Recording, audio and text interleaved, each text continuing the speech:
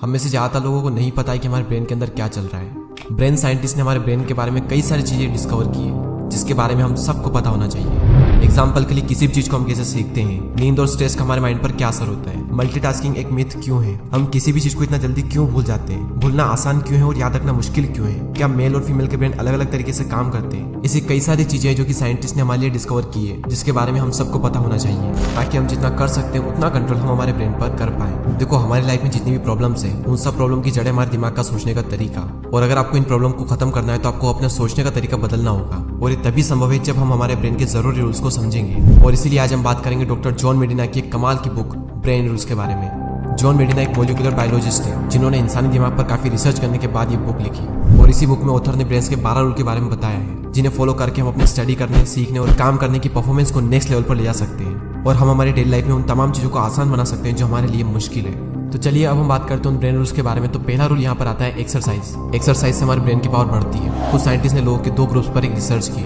जिनकी लाइफस्टाइल एक दूसरे से बिल्कुल अलग थी। ग्रुप ए में वो लोग थे जो कि फिजिकली बहुत ज्यादा एक्टिव थे और डेली एक्सरसाइज करते थे, और वहीं ग्रुप बी में वो लोग थे जो कि ना तो एक्सरसाइज करते थे और ना ही फिजिकली एक्टिव रहते थे। और रिसर्च करने के बाद रिसर्चर ने ये पाया कि ग्रुप ए की ब्रेन पावर ग्रुप बी के मुकाबले में ज्यादा थी। और डॉक्टर जॉन मेडिना ये कहते हैं कि हमारा ब्रेन एक बॉडी के साथ में बनाया गया था जो कि हजारों साल पहले 20 किलोमीटर रोज चलती थी। इसलिए जब हम एक्सरसाइज करते हैं तब हम ज्यादा अच्छा परफॉर्म कर पाते हैं, और ऐसा इसलिए होता है क्योंकि जब हम एक्सरसाइज करते हैं तो हमारे ब्रेन में ऑक्सीजन पहुंचती है जिससे कि हमारे ब्रेन को ऑक्सीजन और ग्लूकोज दोनों मिलते रहते हैं और हमारे ब्रेन में जितने भी टॉक्सिक इलेक्ट्रॉन होते हैं वो सारे बाहर निकल जाते हैं। नेक्स्ट रूल है सर्वाइवल।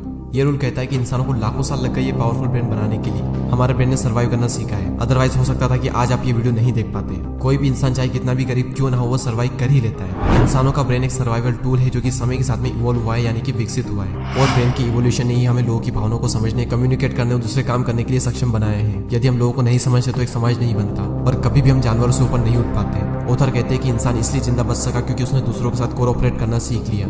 अगर कोई इंसान अपने टीचर या बॉस के साथ में सेफ फील नहीं करता है तो वो अपने स्टडी या फिर अपने काम में ठीक से परफॉर्म नहीं कर सकता। तुम्हारी वर्क प्लेस या क्लासरूम में एक दूसरे को इंकरेज करना और हेल्प करने का कल्चर होना चाहिए। एक दूसरे को समझना ही जिंदगी जीने का सबसे अच्छा तरीका है, और हमारे सर्वाइव करने का सबसे बड़ा रीजन यही है कि हमने समय के साथ सबसे स्ट्रॉन्गेस्ट ब्रेन डेवलप किया है, और इसलिए ऑथर ने कहा है कि strongest brain survive, not the strongest bodies. Rule number 3 कहता है every brain is wired differently. देखो, इस दुनिया में 7 अरब से ज्यादा लोग हैं और हर इंसान का ब्रेन अलग अलग तरीके से काम करता है, यानी कि आपको इस पूरी दुनिया में 2 ऐसे इंसान भी नहीं मिलेंगे जिनका ब्रेन पूरी तरह से सेम तरीके से काम करता हो। स्कूल में या फिर कई बार हमें बताया जाता है कि हम सबका ब्रेन एक जैसा होता है, बस मेहनत का फर्क होता है। कोई ज्यादा मेहनत करता है तो कोई कम मेहनत करता है, और ये बात पूरी तरह से गलत है। आपका ब्रेन जिस तरह से इन्फॉर्मेशन कलेक्ट करता है, इन्फॉर्मेशन को स्टोर करता है, उस तरह से दुनिया में किसी का भी ब्रेन नहीं करता है। हमारे दिमाग का डिफरेंट पार्ट डिफरेंट लोगों में डिफरेंट तरीके से डेवलप हुआ है, और इसी सच्चाई को हमारा एजुकेशन सिस्टम इग्नोर करता है। इसे हम एक एग्जांपल से समझते हैं। सपोज करो कि स्कूल में 5th क्लास में 20 बच्चे हैं। अब जैसे कि हर बच्चा एक दूसरे से बिल्कुल अलग है, कोई लंबा है, कोई मोटा है, कोई काला है, कोई गोरा है, सब अलग अलग है, और ठीक इसी तरह से हर बच्चे का ब्रेन अलग अलग है। वो सारे बच्चे 9-10 साल के तो हैं, लेकिन उनके ब्रेन डिफरेंट तरीके से डेवलप हुए हैं। किसी का ब्रेन कम डेवलप हुआ है, किसी का ज्यादा हुआ है, किसी का ब्रेन कुछ एरियाज में डेवलप है, किसी का ब्रेन कुछ एरियाज में थोड़ा वीक है, किसी का ब्रेन कुछ एरियाज में थोड़ा स्ट्रॉन्ग है तो कुछ एरियाज में थोड़ा वीक है। लेकिन उस बच्चे से एक्सपेक्ट क्या किया जाता है कि हम जो बता रहे हैं, हम जो पढ़ा रहे हैं, उसमें उसका ब्रेन स्ट्रॉन्ग होना चाहिए, जो कि कभी भी पॉसिबल हो ही नहीं सकता। ना तो पास्ट में पॉसिबल था, ना प्रेजेंट में पॉसिबल है, और ना ही फ्यूचर में पॉसिबल होगा। नेक्स्ट रूल कहता है we don't pay attention on boring things. हम इंसान बोरिंग चीजों पर ध्यान नहीं देते, हम सिर्फ उन्हीं चीजों पर ध्यान देते हैं जिसके पीछे हमारा इंटरेस्ट है या फिर कोई इमोशन जुड़ा हो। और ये रूल ये भी कहता है कि हमारा ब्रेन मल्टीटास्किंग के लिए नहीं बना है। हम एक समय में एक ही काम कर सकते हैं। आप कई बार ऑब्जर्व करोगे कि अगर कोई स्टूडेंट पढ़ाई कर रहा है और अगर उसके पास में फोन है तो उसी टाइम पर पढ़ाई भी करेगा, व्हाट्सएप चेक भी करेगा, इंस्टाग्राम भी चलाएगा, और इसी कारण उसका रिजल्ट भी इफेक्ट होगा। आपको लगता है कि आप एक ही टाइम पर 2 काम कर सकते हो, लेकिन एक्चुअल में ऐसा होता नहीं है। एक्चुअल में हम एक काम को छोड़ देते हैं और फिर दूसरे काम पर आ जाते हैं। तो यहाँ पर हमारा फोकस शिफ्ट होता है, ना कि हम एक बार में 2 काम करते हैं। और जब फोकस एक काम से दूसरे काम पर शिफ्ट होता है तो हमारा जो मेन काम होता है वो छूट जाता है, और ऐसे में हम बोरिंग चीज को छोड़ देते हैं और वहां पर फोकस करते हैं जहां पर हमें फोकस नहीं करना चाहिए। तो इसीलिए हम एक टाइम में एक ही काम कर सकते हैं। इसीलिए पूरी कोशिश करें कि अपने आसपास कोई भी दूसरी चीजें ना रखें। जब कोई एक काम करें तो सिर्फ उसी काम पर फोकस करें। आप ये ना सोचें कि मैं ये भी कर सकता हूँ, मैं वो भी कर सकता हूँ। नहीं, आप कर तो सकते हो, लेकिन एक टाइम पर एक ही काम कर सकते हो, अदरवाइज दोनों काम आपसे नहीं होंगे। नेक्स्ट रूल है रिपीट टू रिमेंबर। अगर आप कोई भी चीज भूल जाते हैं तो ये रूल आपके लिए है। एक रिसर्च के अकॉर्डिंग आपका ब्रेन किसी भी इंफॉर्मेशन को 30 सेकंड तक याद रख सकता है, और अगर आपको इस 30 सेकंड को बढ़ाना है तो आपको उस चीज को हर थोड़ी देर में रिपीट करना होगा, तभी आपका ब्रेन उस चीज को ज्यादा टाइम तक याद रख सकता है। अगर कोई बात हो, कोई घटना हो या फिर कोई पर्सन हो तो उसे तो हम सालों तक याद रख सकते हैं, लेकिन अगर कोई नंबर हो, कोई फॉर्मूला हो या फिर किसी भी टाइप की कोई डेट हो तो उसे हमें याद रखने के लिए बार बार हमें उसे रिपीट करना होगा, क्योंकि अगर हम उसे रिपीट नहीं करेंगे तो 30 सेकंड के बाद ही हमें उसे याद रखना मुश्किल हो जाएगा। तो अगर आपको भी भूलने की आदत है तो आप भी उन चीज़ों को बार बार रिपीट करें ताकि आपका ब्रेन लॉन्ग टर्म में उन चीज़ों को याद रख पाए। नेक्स्ट रूल कहता है स्लीप वेल थिंक वेल। आपने कई बार ये सुना होगा कि ज़्यादा नींद लेना आलस की निशानी है, लेकिन इस बुक में बताया गया है कि अच्छी नींद लेना हमारी लाइफ का सबसे इंपॉर्टेंट पार्ट है। कम स्लीप लेने से हमारी अटेंशन कम हो जाती है और हमारी मेमोरी पर भी इसका नेगेटिव इंपैक्ट पड़ता है। एक रिसर्च ये बताती है कि नासा के साइंटिस्ट 26 मिनट का एक छोटा सा पावर नैप लेते हैं, जिसकी वजह से उनकी परफॉर्मेंस 34% तक इंक्रीज हुई है। तो अगर आप भी कभी दोपहर में टायर्ड फील करते हो तो आप भी एक छोटी सी नैप ले लें और आप देखेंगे कि आपकी क्रिएटिविटी और आपकी प्रोडक्टिविटी दोनों ही इससे इंक्रीज होगी। और मजे की बात तो ये है कि हफ्ते में करीब 4 से 5 दिन तो मैं भी कभी न कभी बीच बीच में पावर नैप ले ही लेता हूँ और इससे मैंने एक बात ऑब्जर्व की है कि इससे मेरी प्रोडक्टिविटी काफी हद तक बढ़ी है। नेक्स्ट रूल कहता है stressed brain don't learn the same वे। ज्यादा स्ट्रेस में रहना या फिर हमेशा चिंता करते रहना हमारे ब्रेन को और हमारी लर्निंग एबिलिटी दोनों को डैमेज करता है। हमारा जो ब्रेन है वो लॉन्ग टर्म में स्ट्रेस लेने के लिए नहीं बना है और इसीलिए हमारा ब्रेन किसी भी तरह के स्ट्रेस को मैक्सिमम 30 सेकंड तक बिना किसी प्रॉब्लम के फेस कर सकता है। लेकिन वहीं अगर हम स्ट्रेस लॉन्ग टर्म में लेते हैं यानी कि 30 सेकंड से ज्यादा का स्ट्रेस हम लेते हैं तो उससे हमारी लर्निंग एबिलिटी पर बहुत ज्यादा इफेक्ट पड़ता है। और ना सिर्फ लर्निंग एबिलिटी बल्कि हमारा इम्यून सिस्टम, हमारी स्लीप की क्वालिटी, इवन ओवरऑल हमारी पूरी बॉडी पर इसका असर पड़ता है। स्ट्रेस में हमारे ब्रेन की परफॉर्मेंस जो है वो काफी हद तक कम हो जाती है, क्योंकि जब हम स्ट्रेस लेते हैं तो हमारे माइंड में 2 हार्मोन्स रिलीज होते हैं, कोर्टिसोल और एड्रेनलिन से हिप्पोकैम्पस में सेल्स डैमेज होने लग जाते हैं और इससे हमें हार्ट अटैक तक आ सकता है। इसलिए स्ट्रेस लो ही मत, या फिर अगर लेना भी है तो थोड़ा बहुत स्ट्रेस लो, ज्यादा मत लो, क्योंकि अभी जो आप स्ट्रेस ले रहे हो यही स्ट्रेस आने वाले टाइम में आपके लिए एक बहुत बड़ा स्ट्रेस बनने वाला है।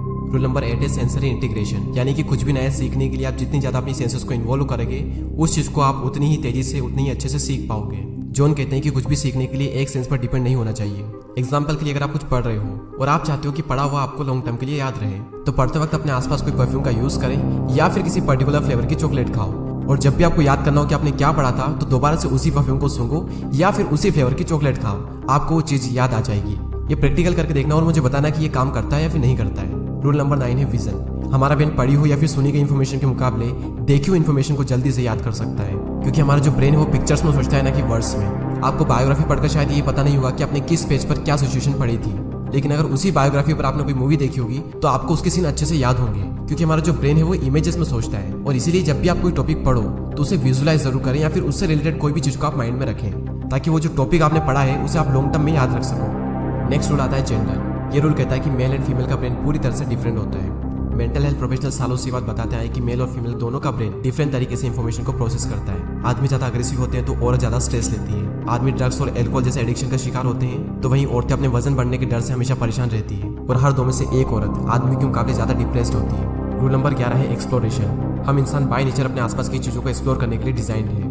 इसलिए अगर हम किसी बच्चे को कोई ऑब्जेक्ट देते हैं तो उसे वो देखकर, सूंघकर, मुंह में लेकर वो लगभग हर पॉसिबल तरीके से एक्सप्लोर करने की कोशिश करता है। या फिर जब हम बच्चे थे तो नई नई चीजों को जानने की हमारे अंदर क्यूरियोसिटी थी, हम हर बात पर क्वेश्चंस करते थे। और ऐसा इसलिए क्योंकि आज से करीब 20 लाख साल पहले हमारे पूर्वज यानी होमो सेपियंस इसी तरीके से अपने आसपास की चीजों को एक्सप्लोर करके कंक्लूजन निकालते थे। एक्सप्लोर करने की नेचर की वजह से ही आज हम इंसानों का ब्रेन इतना ग्रो कर पाया है। लास्ट रूल कहता है music can make our brain smarter. Doctor John की वाइफ भी एक क्लासिकल म्यूजिक कंपोजर रह चुकी है और उन जैसी काफी म्यूजिशियन को ऑब्जर्व करके और स्टडी करके उन्होंने जाना है कि हमारी म्यूजिक का टेस्ट हमारी पर्सनैलिटी को शो करता है और म्यूजिक हमारी स्किल और मेमोरी को शार्प भी बनाता है। तो म्यूजिक को सुनना या कंपोज करना हमारे रीडिंग, मैथ्स और हमारी इमोशनल इंटेलिजेंस को बढ़ाता है और म्यूजिक सुनना हमारे मूड को भी चेंज कर सकता है। तो ये थे ब्रेन के 12 rules. Exercise, survival, every brain is wired differently, we don't pay attention on boring things, repeat to remember, sleep well think well, stressed brain don't learn the same way, sensory integration, vision, gender, exploration and last the music can make our brain smarter. I hope कि आपको video helpful लगा होगा। ऐसी और videos को देखने के लिए सब्सक्राइब करके बेल आइकन को प्रेस करें। अगले वीडियो में फिर मिलेंगे। जय हिंद।